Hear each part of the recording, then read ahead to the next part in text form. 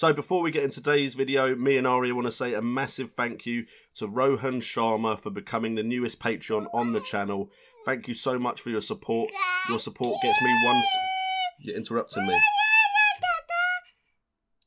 Your support gets me one step closer to being able to do this full time, which is of course my dream. So thank you so much for your support. You're in the credit roll at the end of the video, and let's get into the video. 30 days of FPL. 30 days of FPL. Let's go.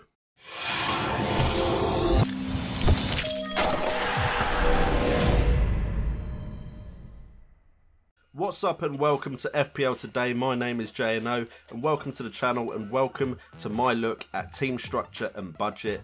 This video should help you figure out how to structure your team and what values to put in what positions based off of what the top players did in the last couple of seasons. So if you're new to the channel, please consider subscribing if you love FPL content, smash that like button, and we should have stuff in this video that should help veterans and rookies alike. And of course, if you want to support the channel, we have various links in the description down below, and also the 30 days of FPL t-shirt is out, so go check that out in the description down below.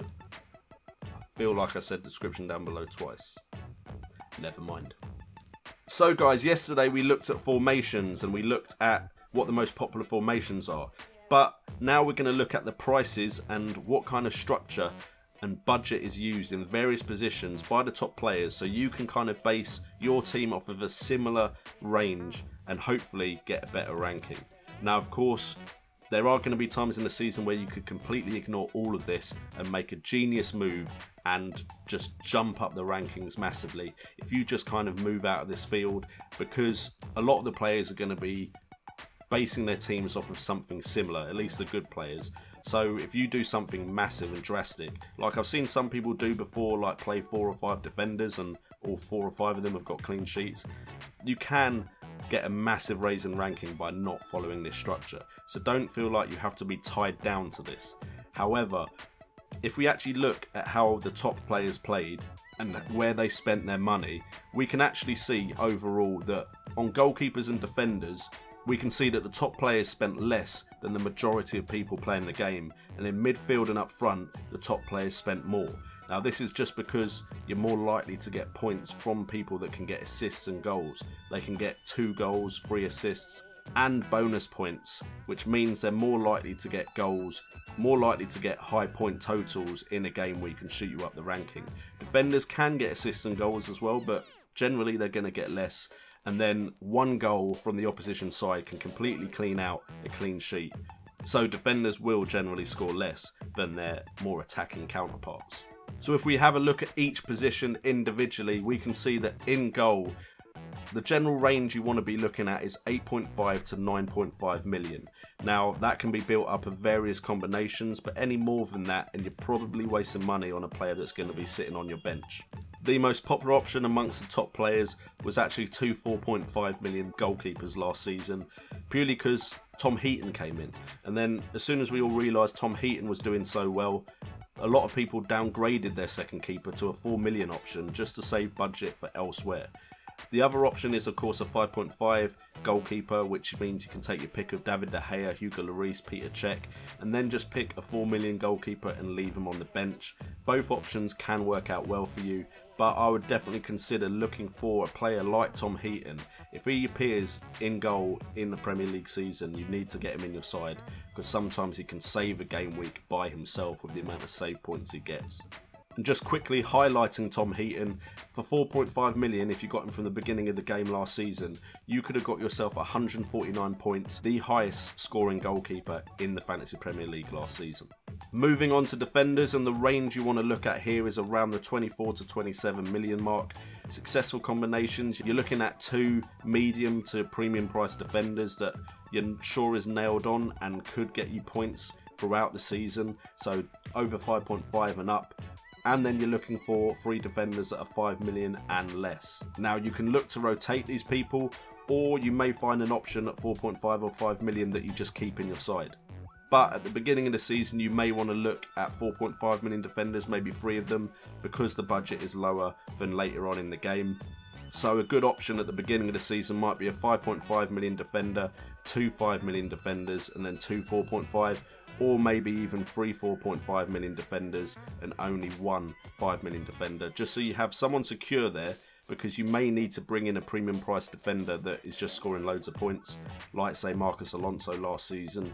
But you definitely want to be saving budget here and spending it further up the pitch. Now moving on to midfielders, and general price range you want to look at here is 38 million to 40 million. This is the area you're going to spend the most amount of money in, because there's 5 players here in total, and you're probably going to need one premium price midfielder in this bracket, someone like an Alexis Sanchez, because you need more than 1 or 2 captaincy candidates, which is a show on this channel when the season starts. If we look at successful combinations, there is only really one kind of successful build for midfields generally by the top players in a fantasy Premier League season. Now, the first option here is 2 times 9 million plus midfielders. Now, one of these midfielders may be 11 million like Alexis Sanchez, but generally you want 2 big hitters that can get you good points, or 1 big hitter, and then you'll be looking for 2 players in the 7 to 9 million range, which can get around 20 goals involved in during a season. These players would be like your Roberto Firminos, Coutinho's, Gylfi Sigurdsson's last season. But the area I feel like every fantasy Premier League manager has to be focused on and ready to jump on a new player in is that cheap 4th midfielder role, the 5.5 to 6.5 million range. This is where you get your Joshua Kings and your Riyad Mahrez's and your Aaron Ramsey's. These are the players that are getting you loads of points that potentially at the beginning of their run other people don't have. And then hopefully you think other players are just ignoring, thinking the form is going to run out when they are still scoring points. Some people didn't get Mahrez in for ages 2 seasons ago.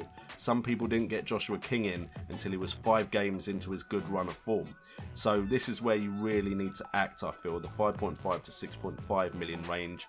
And then you can have 1 cannon fodder midfielder for the bench, which is a 4.5 million midfielder, although there are 4.5 million midfielders that can score points, like Etienne Capoue last season, who got me a lot of points people weren't getting, because I just saw the form and I thought, you know what, you can go into the starting 11, and he did rather well for me. And then finally we're looking at the forwards, and we're looking at the 26 to 28 million range for 3 forwards here. And the most successful combinations, you're generally looking for 2 mainstay strikers. You can swap them out with other premium price strikers, but you want 2 strikers you know are likely to score. Last season you were looking at the likes of Harry Kane and Romelu Lukaku. Often people would have someone like Gabriel Jesus or someone like that next to a Harry Kane. That was definitely how I ended my season last season. And then you're looking for a cheap striker that hopefully will get you goals. This isn't always the case, as we saw last season. It was quite difficult to find someone who was consistently scoring in that price range. Fernando Llorente and Benteke were probably the best options last season, but they both got under 150 points if memory serves me correctly. Jermaine Defoe was at 7.5, so just above that range, but if you did manage to get your budget up for him, he was a good player for part of the season, but he did tail off when Sunderland looked pretty dead in the water. So guys, that is my look at team structure and budget.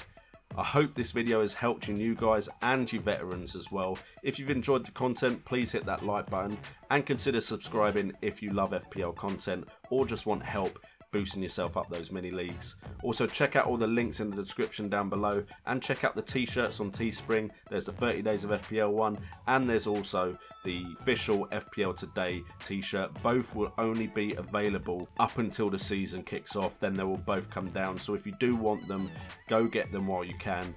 I've been JNO, this has been FPL Today, and remember, it's all about the game.